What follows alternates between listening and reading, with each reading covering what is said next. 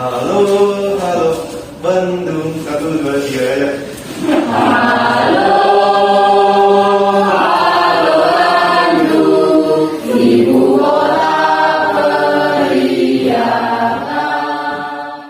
Teman-teman, mari kita berdoa. Saya membawa doa dari agama Kristen Protestan.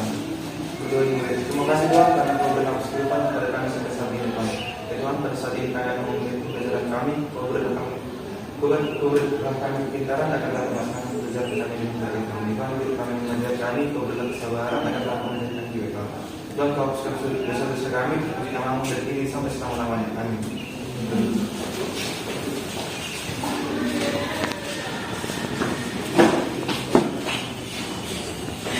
Pada ibu kita beri salam. Oke, selamat pagi semuanya, silakan. Sebenarnya siapa tahu masih ada sampahnya, kalau ada boleh dibuangkan ke tempat sampah. Ada? Ini ada yang kosong bangkunya, nggak ada semuanya ya? Baik, kalau itu sebelumnya ibu absen dulu ya, biar tahu siapa bangkunya. Ade, Agnes, Alfredo, Angeline.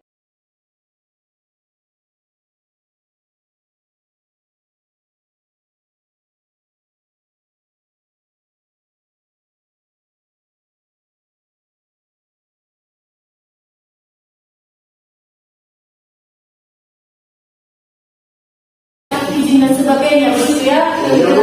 Nah, masih ada pertanyaan, masih ada dari kita punya warung, siapa yang masih ada pertanyaan? Oke, silakan sebelum kita.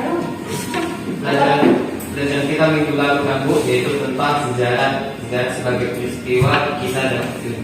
Oke, terima kasih Madu. Oke, siapa lagi tadi? Coba dulu Steven. Manfaat belajar sejarah yang dibagi atas 4 yaitu edukatif yang berarti selain sebagai sumber pengetahuan sejarah, dapat pelajaran generasi muda hal-hal yang baik dan buruk. Nah, itu adalah pelajaran kita pada minggu lalu. Dan sekarang kita akan melanjutkan kepada sumber sejarah. Sudah paham dulu apa tadi manfaat dari belajar sejarah, ilmu sejarah itu apa, maka kita masuk pada sumber. Nah, sumber. Ya, silakan sumber. Sumber sejarah ada yang pernah dengar? Meneliti buku sumber sejarah itu jejak masa lampau yang berisi tentang informasi tentang kejadian apa yang terjadi pada masa lalu. Yang menjadi capaian pembelajaran adalah peserta didik mampu memahami konsep dasar ilmu sejarah yang dapat digunakan untuk menjelaskan peristiwa sejarah dengan mengamati, mengumpulkan, mengkomunikasikan, merefleksikan, dan merencanakan proyek lanjutan secara kolaboratif tentang sumber sejarah. Dan yang menjadi tujuan pembelajaran kita hari ini adalah agar peserta didik mengetahui sumber sejarah, mengetahui jenis sumber berdasarkan sifat, berdasarkan bentuk, dan mengetahui ilmu bantu untuk sumber sejarah dan menginterpretasikannya. Kalau begitu, nah untuk lebih lanjut Ibu akan menayangkan video. Silahkan nanti disaksikan videonya dan kita akan melakukan diskusi kelompok. Sudah dibawa benda-benda sejarahnya kemana? Sudah dibawa dari mana? Kita lihat kalau begitu dulu videonya supaya tahu apa yang mau dikerjakan dengan benda itu. Kita lihat atau bermain, kan gitu ya. Mari kita lihat video berikut.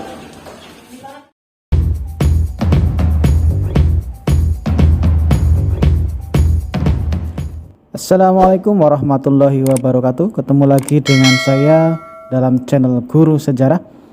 Kali ini saya akan membahas tentang pelajaran sejarah mengenai sumber sejarah di kelas 10 SMA.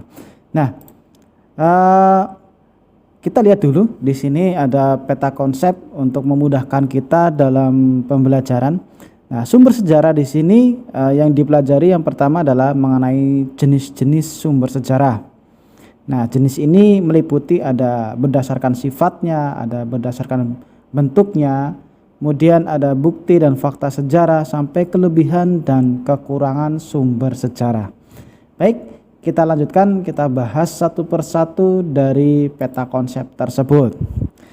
Nah, yang pertama dilihat dari pengertiannya dulu.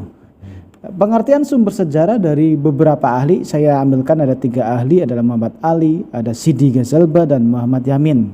Mereka mempunyai pengertian sejarah masing-masing. Nah, yang pertama dari Muhammad Ali sendiri mengatakan bahwa sumber sejarah adalah segala sesuatu yang berwujud maupun tidak berwujud serta berguna bagi penelitian sejarah Indonesia sejak zaman dahulu sampai sekarang. Kemudian yang kedua ada Sidi Ghazalba mengatakan warisan yang berbentuk lisan, tulisan, dan visual. Dan ketiga dari Muhammad Yamin yaitu kumpulan benda kebudayaan untuk membuktikan sejarah.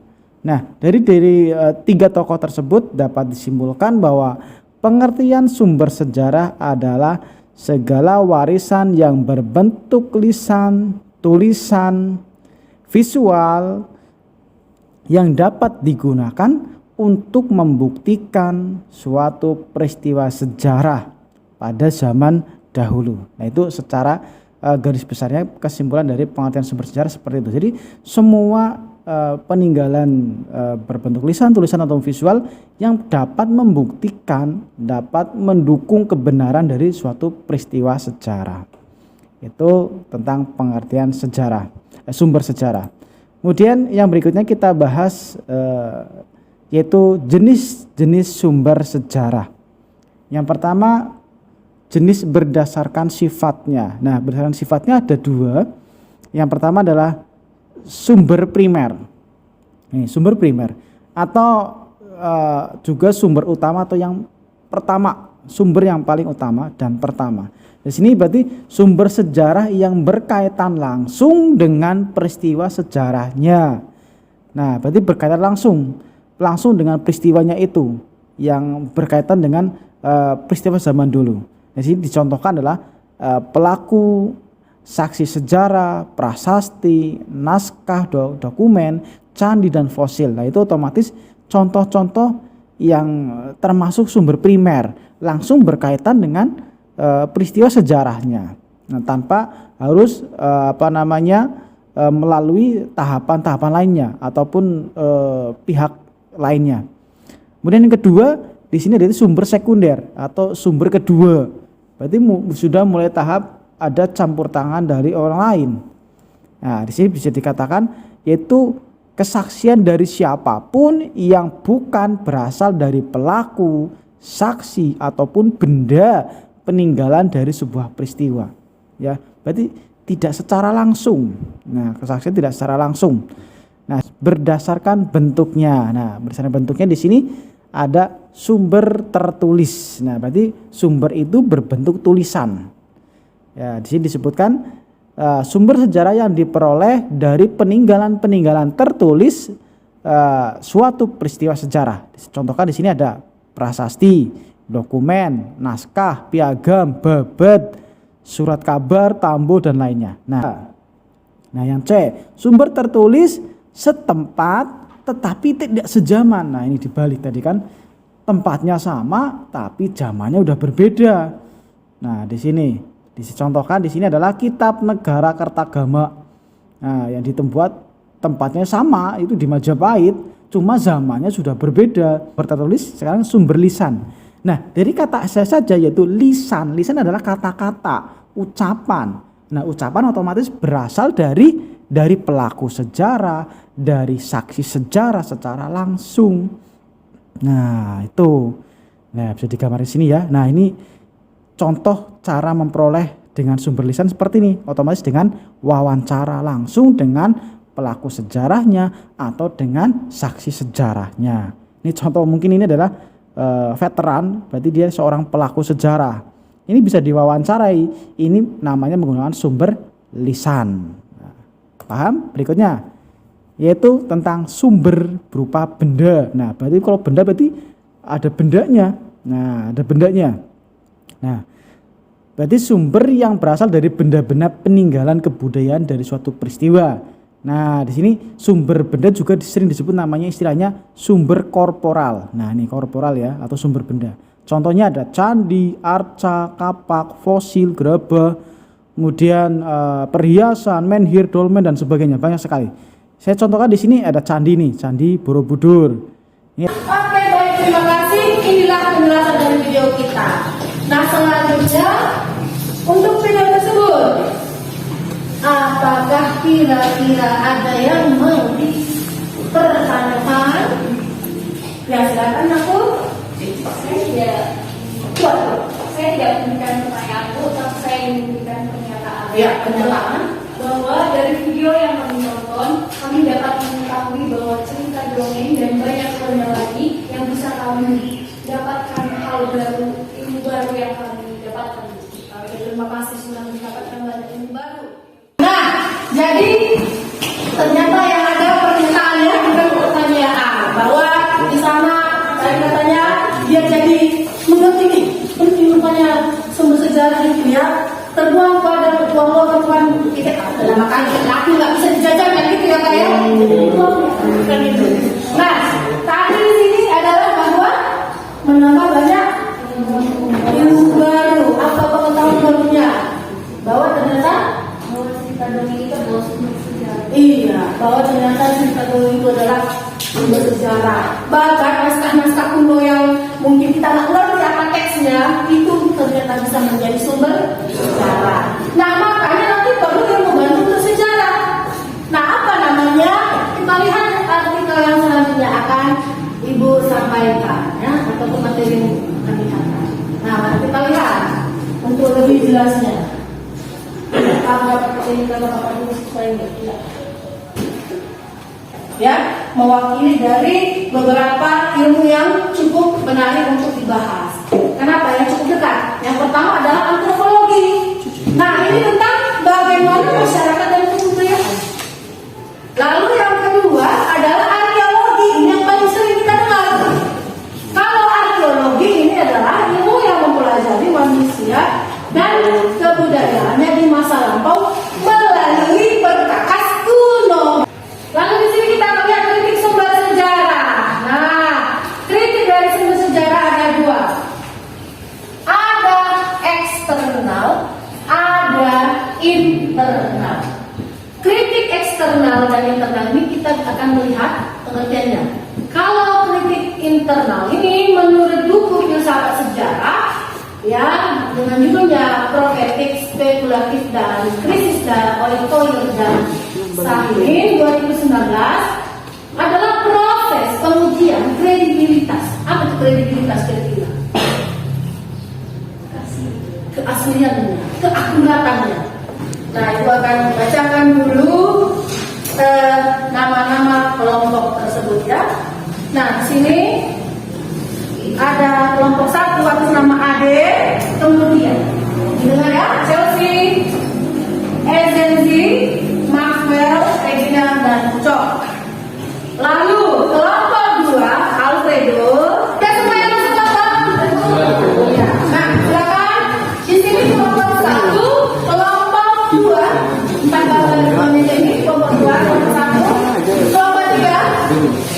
Ya. Lalu kelompok empat di sini saja. Kelompok lima. Kemudian kelompok enam di akan kuncinya. Kelompok enam. Silakan.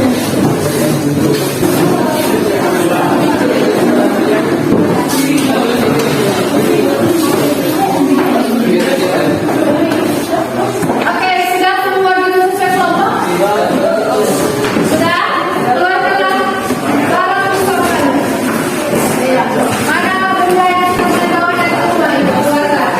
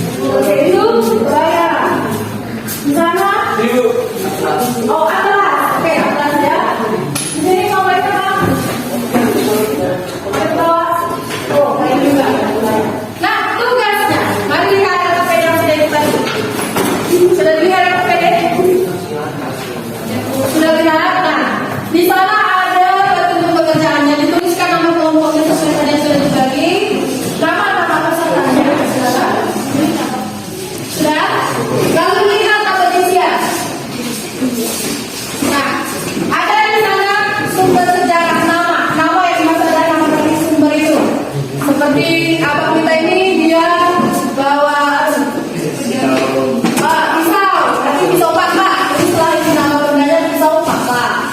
Baru nanti silakan berdasarkan bentuknya, dia bentuk yang mana, tulisan kan tulisan atau benda, dikasih tanda checklist aja boleh. Ya.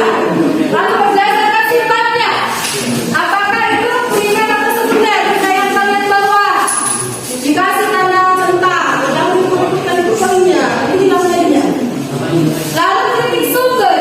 Nah, tadi ada eksternal dan internal. Bagaimana kritik eksternal yang internalnya? Boleh nanti di internal tadi, ya kan? Apa tadi sebenarnya tadi? Bahwa kasihnya asli atau enggak? Mulai dari bawah dengan poin yang contohnya. Iya. Nah, dari kritik internalnya ini memang beginilah model penulisannya pada masa itu ya. Uang 100 ya, gitu ya. Lalu kritik eksternalnya ini terbuat dari logam. Nah, itu kira-kira asli yang terbuat dari logam, agak berat. Begitu kira-kira cara fisik. Ada pertanyaan tentang fisik apa beres? Iya, logamnya memang benar logam.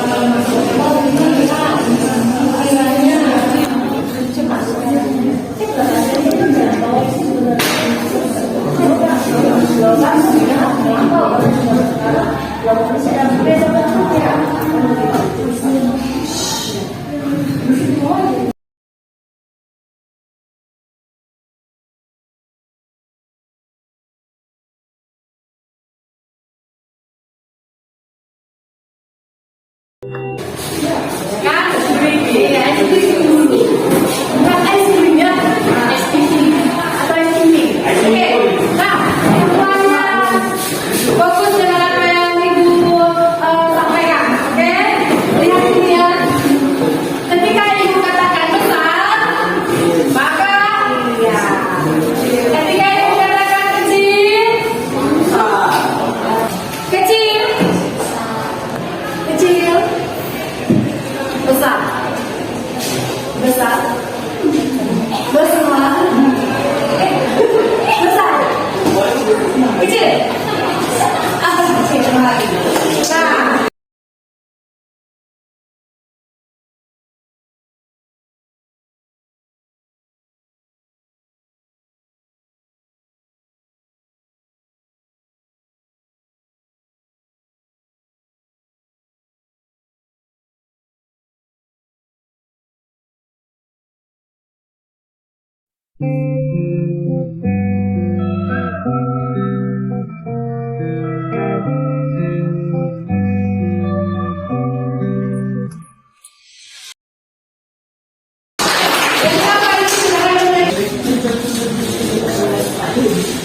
Selamat pagi teman-teman semua sekalian. Pagi.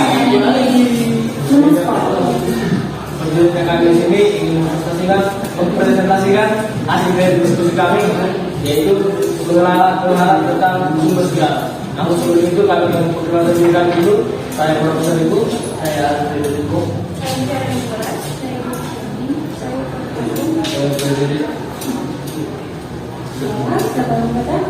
Sejarah kami adalah kelas berdasarkan bentuknya atau sumber masuk ke sejarah berdasarkan sifatnya seperti itu.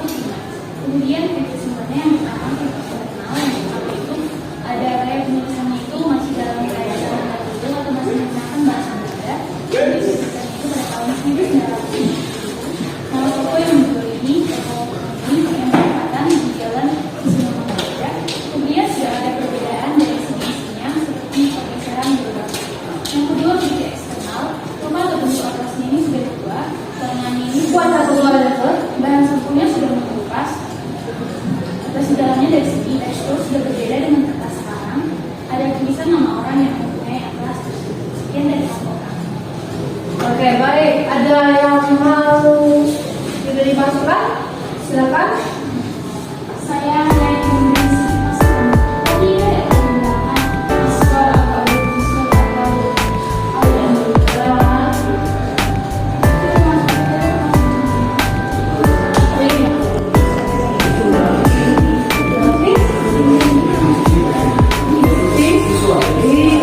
Oke, ya. Teman-teman dulu ya.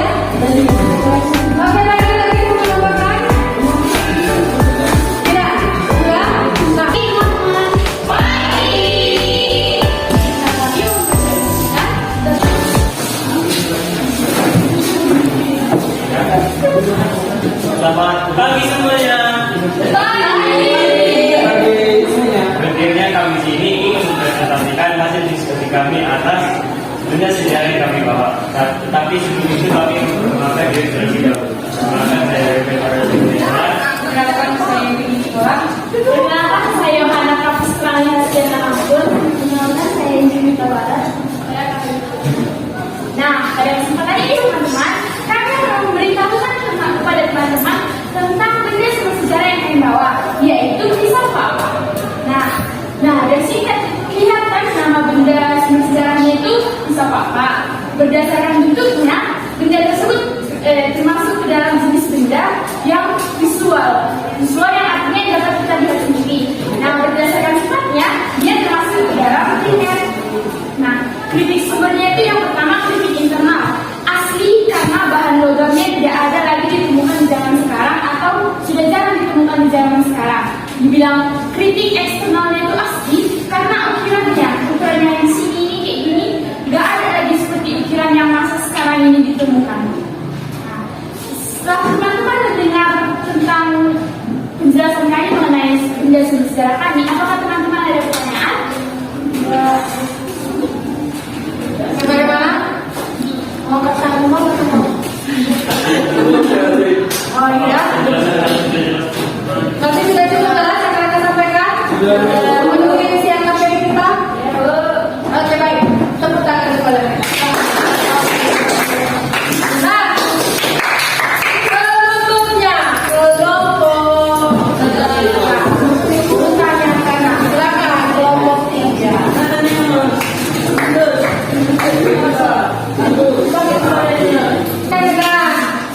Maka kalau tadi melihat dari semua penampilan tadi, kelompok yang paling mantap tadi menampilkan. Tapi ibu ingin tanya dulu kepada kalian. Penilaian kalian kelompok berapa yang paling mantap tadi? 5. Di antara semua kan ada pasti 1. 5. Kalau dari penilaian ibu pribadi adalah kelompok 6. Nah, ibu menilai dari sini aku cara menampilkannya tadi, kepercayaan diri kerjasamanya tadi di depan, itu penilaian ya, begitu kan? Nah, oke, maka dengan demikian apa hasil kesimpulan kita pada hari ini? Coba dulu. Yang pertama, sumber sejarah itu ternyata sangat penting. Yang kedua, banyak. Karena dari kesimpulan dari pernyataan para ahli tadi dan ensiklopedia tadi menyatakan segala sesuatu yang